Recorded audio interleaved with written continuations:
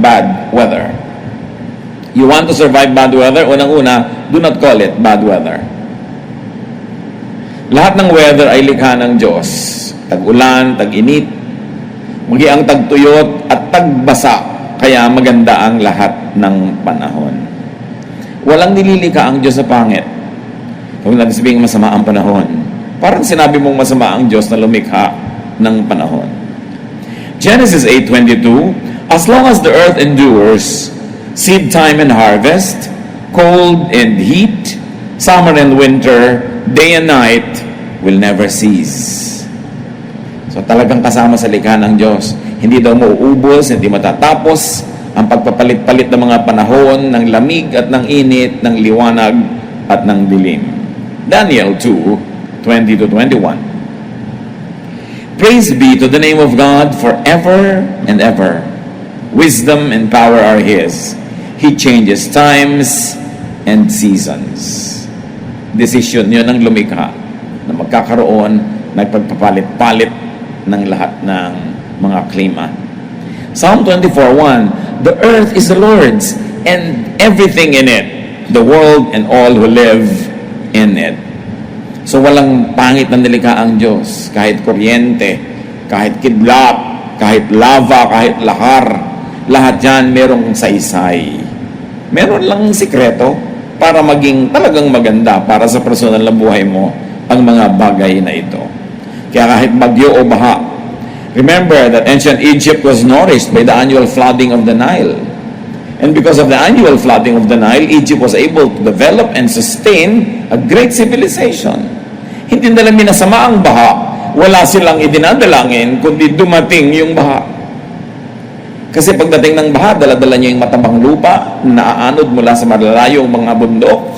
Dala-dala niya ang tubig na naiipon para siyang pandilig sa mga bukid ng mahabang panahon. Hindi masama ang baha. Psalm 135 verse 7, He makes clouds rise from the ends of the earth. He sends lightning with the rain and brings out the wind from His storehouses. Sa pagpapalit-palit ng panahon, nare-recycle ang lahat, lumilinis ang mga bagay-bagay, lalo sa water cycle, and even during a thunderstorm, the atmosphere is recharged with electrons. Kaya may water cycle. Lahat nare-recycle. Mula naman nung nilikha ng Diyos, ang sangdaigdigan at ang sangsinukob, wala siyang idinagdag o binawas na nakalagay na doon nung simula. Recycle lang ng recycle. Ang recycling ng tubig at ang lahat ng elements ay design ng may likha. Ecclesiastes 3:1, there is a time for everything and a season for every activity under the heavens. Therefore, when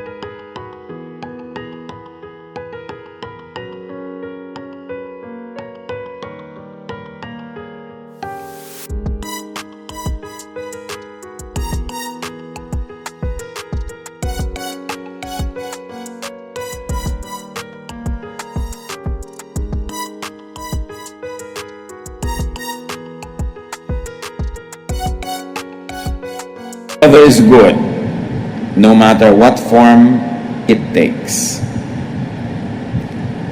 For you to survive what you might call a bad weather, first change your attitude towards the weather. And you will not only survive it, but also you will enjoy it. Begin by calling it more respectfully. Pwede natin masabihin na maulan ang panahon, hindi yung masama ang panahon. Hindi yung masungit ang panahon, pwede masabihin mahangin ang panahon. Pero paano ang panahon na masungit? So parang negative agad yung attitude mo, paano ka mabe-bless? Eh kahit naman ayaw mo o gusto, nandun yung panahon na yan. Respect the weather. Yun naman ang batas ng nilikha ng Diyos, ng sang nilikha, respect. Respeto mo lahat. Respeto mo yung kuryente, huwag mong hipuin nang hindi ka mamatay. Or huwag kang tumungtong sa tubig na maaaring merong talop na kuryente. Kaya ka naman namamatay eh. Pang-energy naman yun eh, hindi pang patay. Kaya lang, nalalagay ka kuminsan sa maling lugar. Bad lang ang effect pag mali ang timing o placement ng tao. Halimbawa, babaha. Nagiging bad weather yan pag nakakalat ka sa dadaanan ng tubig o ng baha. Maaanod ka. Matthew 7:26-27, a foolish man builds his house on sand. The rain came down, the streams rose, and the winds blew and beat against that house, and it fell with a great crash. Hindi naman tayo kailangan lumayo na sa Biblia mismo. Sa mga turo ng Panginoon, binibigyan na tayo ng turo how to build a house. So pag sinasabi mong it's a sin, for instance, to kill someone because you're breaking God's law, now here's Jesus' law about building houses, might you also be able to call sin pag nagtayo ka ng bahay sa dadaanan ng baha? Kasi hindi mo ginagalang yung law, natural law. May religious law, merong moral law, merong natural law. Locate correctly. Hindi naman pinroblema ng mga ninuno natin yung mga baha na yan eh, kasi nung araw wala mga bahay sa tabi ng ilog. At lagi nga natin binabanggit, may bahay man nun, matataas ang silong, may mga halige, bumahaman, dumadalang yung tubig. Kasi dadaan lang naman yun eh. Kaya naman nagtatagal lang ngayon, walang madaanan kasi tinayuan na ng bahay lahat, tinambakan ng mga ilog, hinarangan ng mga drainage. Kaya ang tagal-tagal tuloy ng tubig. Nagmumukha tuloy bad yung flood. Ang actually merong bad planning ang mga tao or walang planning. Pag nasa labas ka halimbawa ng silungan, nasa labas ka ng tahanan sa oras ng bagyo at ulan at baha, magmumukha ngang bad yung weather. Kasi mababasa ka, pwede kang mapahamak. Luke 12:54, he said to the crowd, meaning the Lord, when you see a cloud rising in the west, immediately you say, it's going to rain. And it does. Ibig sabihin, may babala naman yung weather kung anong balak niyang gawin para makasilong ka. May general babala, tag-ulan, so huwag ka na magplano masyadong mga outing, mga picnic, lalo mga kasalan na outdoor, kasi may babala eh. Tapos magbumukhang bad weather dahil it rained on your wedding day. Eh, pinili mo kasi tag-ulan. So, sinong may kasalanan nun? Dapat sumilong na agad kung ayaw mo mabasa. Respect time. Observe good timing. Jeremiah 8:7, even the stork in the sky knows her appointed seasons, and the dove, the swift, and the thrush observe the time of their migration. Migration of birds and fish for warmth, even for breeding. Alam ng mga salmon kung kailan sila babalik upstream, kung saan sila ipinanganak. Imagine nyo kung saan ipinanganak yung mga napisa yung itlog ng salmon na yan at naging salmon siya. Nakarating siya sa dagat, ang layo-layo ng nararating, pero pag magbibreed, bumabalik. Alam niyang balikan. Ang mga ibon, alam nila pag malapit ng lumamig, sama-sama, kawan-kawan, lumilipad sila across vast bodies of water to go to a warmer place. Mabuti pa yung mga hayop, hindi sila masyadong nalayo sa pakikiramdam at pakikisama sa nature. Yung mga tao naman ginagawa nila, they conquer nature. How can you? Or they defy nature. Many animals hibernate during winter. Dahil siyempre, kulang ang pagkain at ang ginaw-ginaw, mapapahamak lang sila sa labas. So, huhukay sila ng mga lungga sa ilalim ng lupa where the temperature more or less remains warm and constant. May mga yelo naman nasa ibabaw. And then they sleep the winter away. So they don't need a lot of energy because they don't have a lot of food and they're warm. Ang mga hayop at halaman sumasabay sa panahon. Pati mga palaka, alam nilang kailan magbe-breed pag umuulan. Kaya ang ingay-ingay ng mga lugar na may mga palaka. Plants shed their leaves in autumn and sleep out the winter. It's almost like hibernating too. Siyempre, para ano ba yung leaves? For photosynthesis. What will you do with there's no photo to synthesize? There is no sunlight, so the leaves are shed. The plant has little to feed, and the plant can sleep through the winter. So plants shed leaves, and then spring follows, and there is rebirth. Mula pa nung naliga ang mundo hanggang ngayon, ganun yun. So how do you survive bad weather, so cold? Prepare your needs on time. Proverbs 30:25, ants are creatures of little strength, yet they store up their food in the summer. Maliliit na mga langgam, nakita niyo kung isang langgam nagbubuhat ng isang butil na bigas. Ilan yun? 10 times ng body weight niya yung binubuhat niya. Dahan-dahan, unti-unti. Kasi pag umulan na ang liliit na nila, maaanod na sila ng tubig. At wala na rin silang madidilihensya mga pagkain kung saan-saan. Nananahimik sila sa kanilang mga lungga. Meron silang nakastore na pagkain.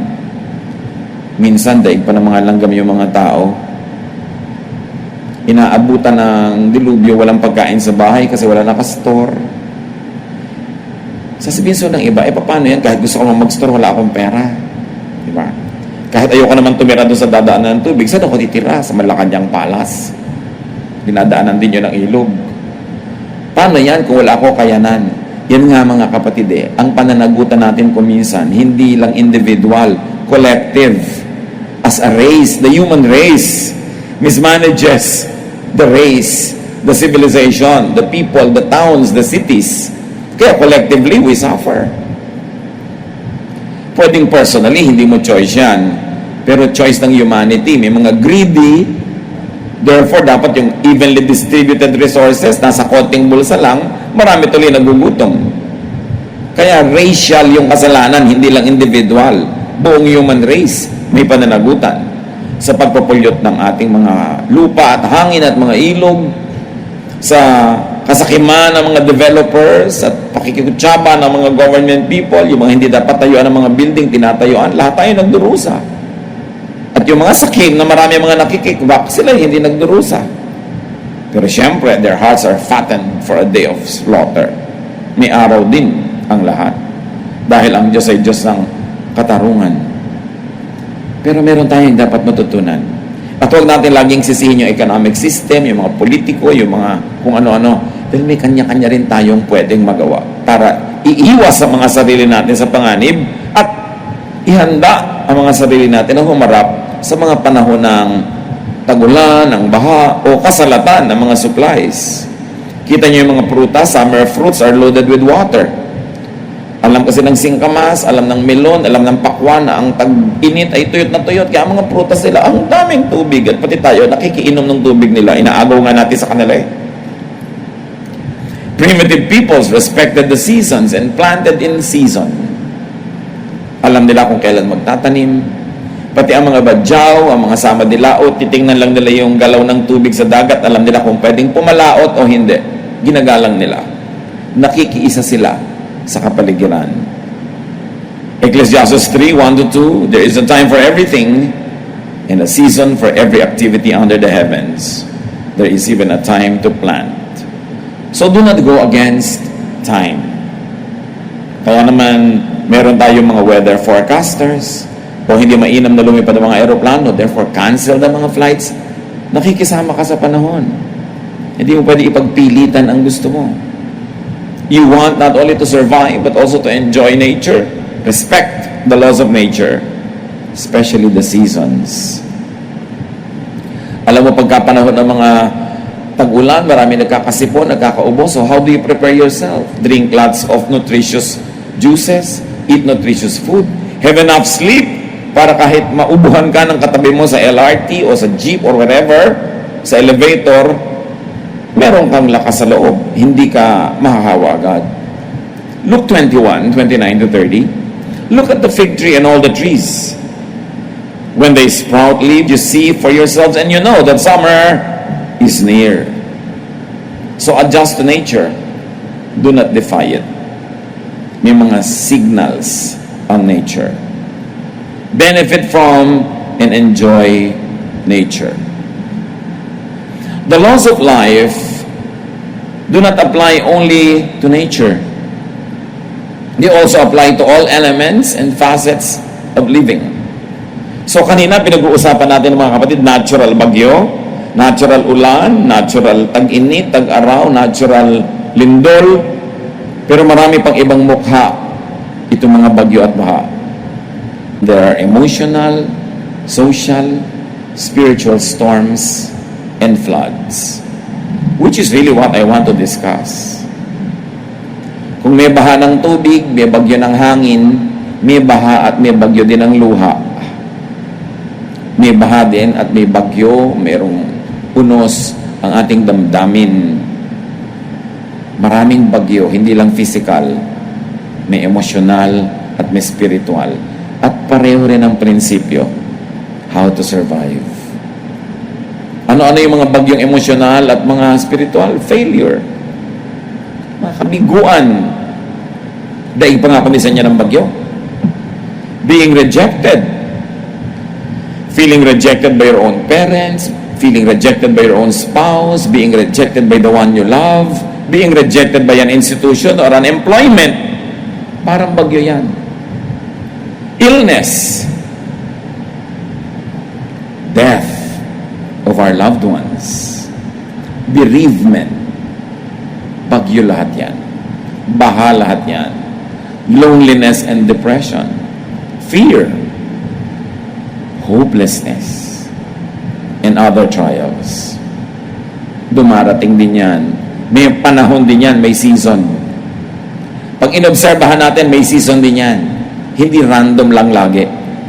James 1, 2-3. Consider pure joy, my brothers and sisters, whenever you face trials of many kinds, because you know that the testing of your faith produces perseverance. The same principle.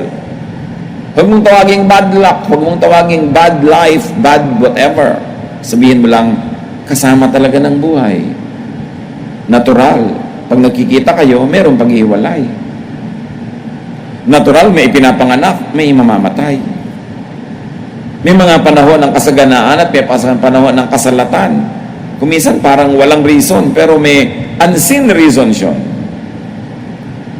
Tulad ng pagtrato sa physical na bagyo at baha, respect emotional and spiritual storms and floods as also parts of life that God designed. Mas maagang tanggapin natin mga kapatid na ganun talaga ang buhay. May araw na masaya, may araw na malungkot. Ganun talaga ang negosyo. May panahon na malaki ang tubo, mayroong panahong lugi-lugi. Mayroong panahong sobrang lugi. Ganun talaga ang pag-ibig. Kumisan ang saya, kumisan ang lungkot. Ganun talaga. Lahat ng nagaganap, hindi nagaganap ng walang permiso ng Diyos. What's happening is either God's perfect will for you when you obey Him, or God's permissive will when you or your loved ones or people who affect your life don't obey Him. Pero not a sparrow falls to the ground without the Father's permission or knowledge. Nothing happens in your life that God doesn't know about. And if God knows about it, whether you understand it or not, God understands it. Whether you like it or not, God permits it.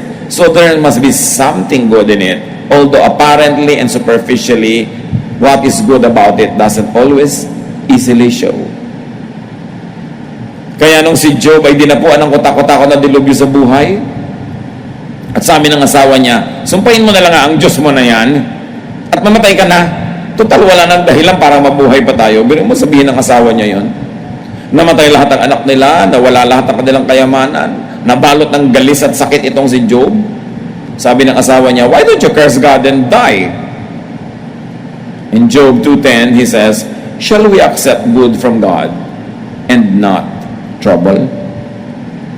Kung gaano kakandara pa na tumanggap ng pagpapala, tanggapin mo rin.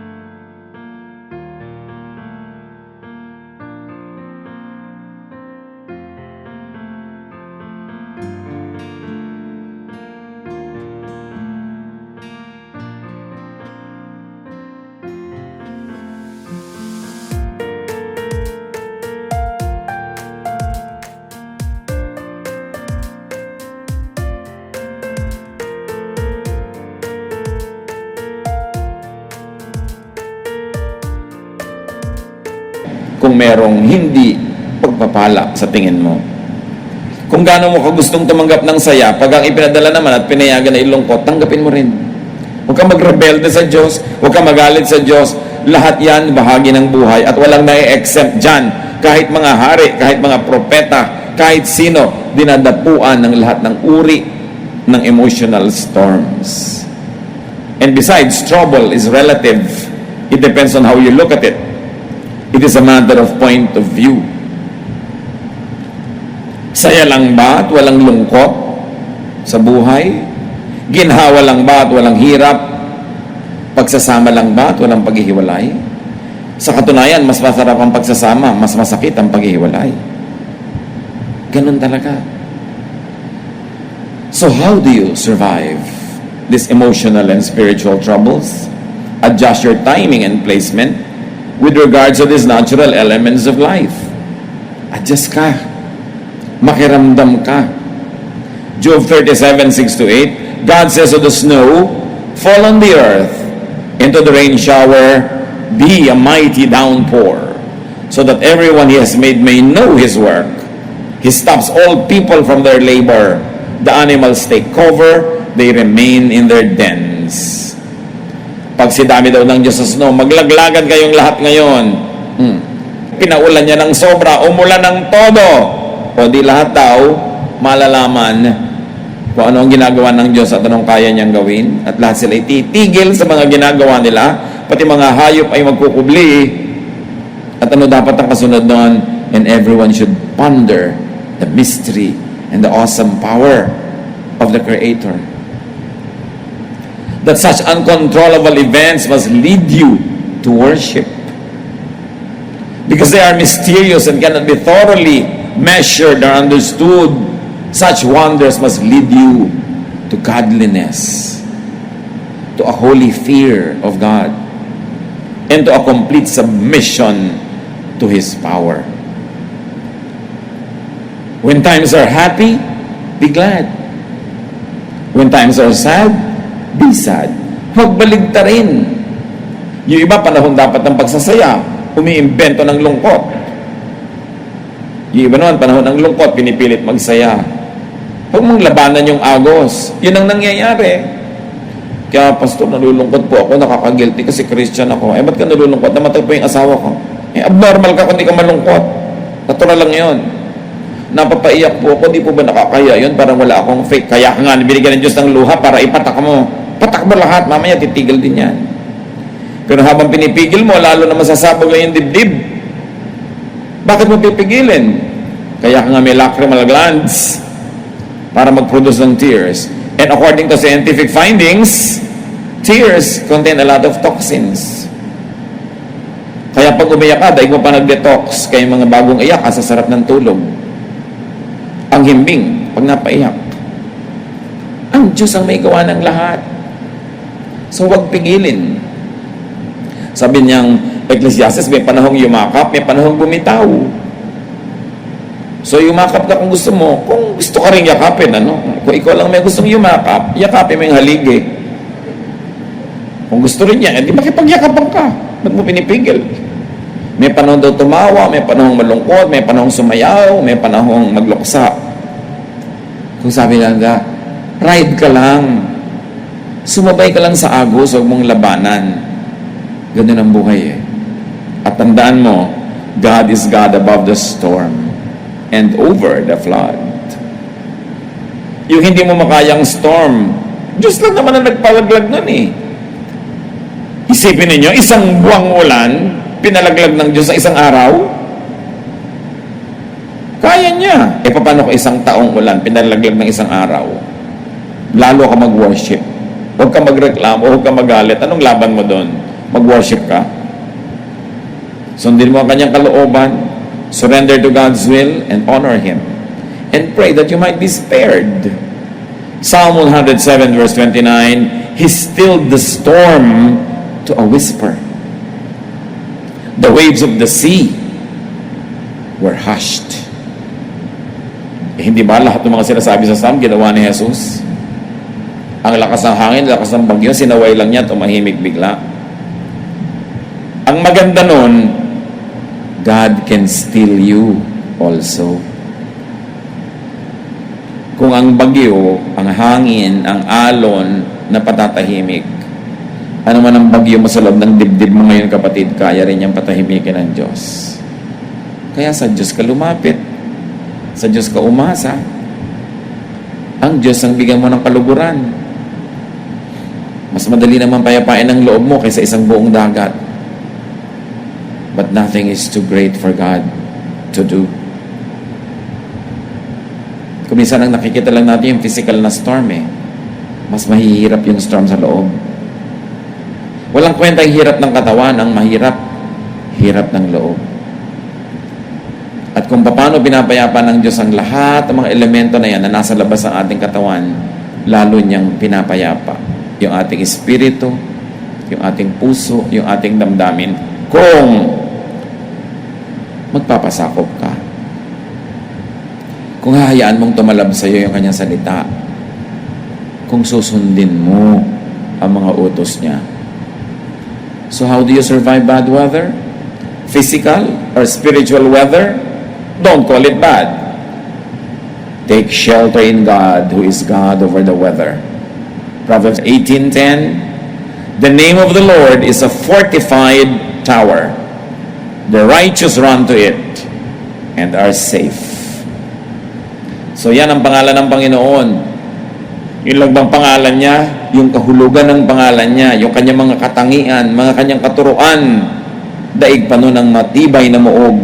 Alam niyo nung araw, kaya may mga tower, ang mga kaharian, usually sa mga tower na yan, mga fortresses, merong balon sa ilalim, para kung may dumadating na mga kalaban, yung mga mamamayan, tumatakbo sila papasok doon sa loob ng muog na yon, isasara yung mga pinto nun, may tubig sila doon kahit hindi sila palabasin ng kalaban ng ilang buwan. Meron sila doon mga tinatago mga pagkain para may makain sila. At yung mga pader, ang tibay, hindi tabla ng mga pana, ng mga kung ano-anong mga sandata. At yun doon ang pangalan ng Panginoon. Pag may dumadating na bagyo, lalo na yung emosyonal, spiritual, sa kanya ka tumawag. Doon ka kumuha ng shelter sa pangalan niya, sa kanyang turo. Dahil dapat, hindi pa dumadating yung bagyo, sumusunod ka na sa katuroan niya. So, hindi mo na kailangan tumakbo pagdating ng bagyo kasi actually, nandun ka naman sa loob ng uog na yun, anytime, every time. When you live in the center of God's will, you don't even have to run into that stronghold because you are within the stronghold. Kaya pwede tayong maghanda. Kung hinahanda mo physically ang bahay, ang silong, ang lugar para sa bagyo, ihanda yung kalooban, laging sumunod sa Panginoon. Napaka-importante na ang kanyang mga diwa matupad sa ating buhay. Psalm 32 verse 7, Panginoon, because God can give you protection also. Don't run into the tower only after, but also before the flood. Kita nyo yung mga iba natin mga kababayan, mabababa pa yung bagyo, ang baha, pinapalikas na, ayaw. Kung kailan lubog na yung bubong at sisingap-singap na sila, sasama rin pala sa rescue, hindi pa agahan. Ganon din tayo kamisan, di ba? Susuko ka rin lang naman pala sa Panginoon. Magpapaligtas ka rin. Pataantayin mo pa na halos malagutang yung hininga bago ka lang sumunod. Agahan mo na. Bakit aantayin mo pa na grabing na ang kalagayan mo bago ka matauhan at sumunod sa Diyos? Agahan mo na. Alam niyo kung bakit hindi umaalis yung mga kababayan natin sa bahay nila agad? Kasi nangihinayang sila sa kanilang earthly possessions. Baka may magnakaw pag umalis sila.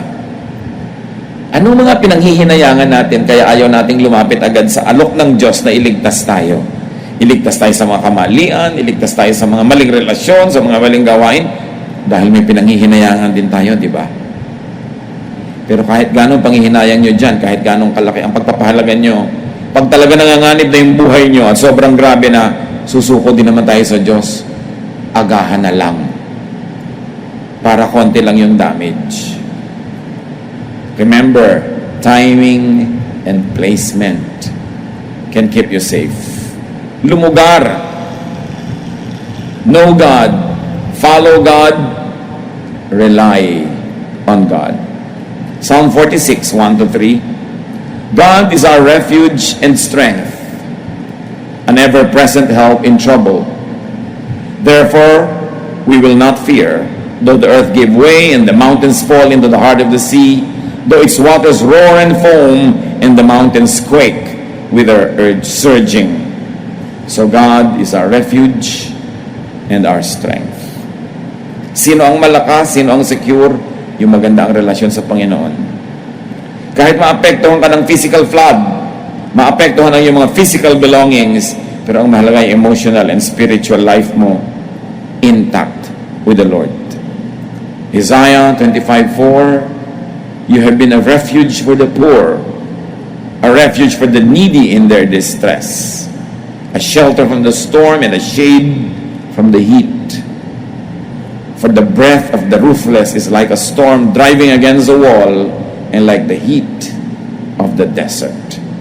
Maraming sumasalakay sa ating kapayapaan, sa ating katahimikan, and the Lord, the name of the Lord, is our strong tower. So take comfort in ease and rest.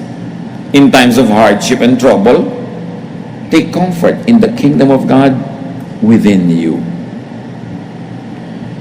Sa mga karaniwang araw, pwede tayong sumilong sa mga physical na silungan, mga bubong, mga shelter, mga bahay, savings, money, friends, human connections. Pwede tayong sumilong dyan. Pero sa sobrang matitinding mga bagyo, lalo yung emosyonal, na ikaw lang ang mag-isang inangat-ngat ng nararamdaman mo, kahit mahal ka ng mga nasa paligid, hindi nila nararamdaman, hindi nila maunawa, hindi nila maarok. Arok yun ang Diyos. Alam yun ang Diyos. Because the kingdom of God is within you. Kaya ang dapat natin talagang i-develop is that this kingdom within us is ruled by the King of Kings and not by someone else. I-develop natin ang relasyon natin sa Diyos. Ano man ang dumating na bagyo, physical or emotional or spiritual, He is our strong tower. Ama namin sa langit, salamat sa mga paalala nyo sa amin na maraming uri ng bagyo. Minsan ang napapansin namin yung physical. Napapansin namin na physical, nababasa kami, physically, kakasakit kami. Pero hindi namin napapansin kung minsan, nabubulok na pala yung espiritu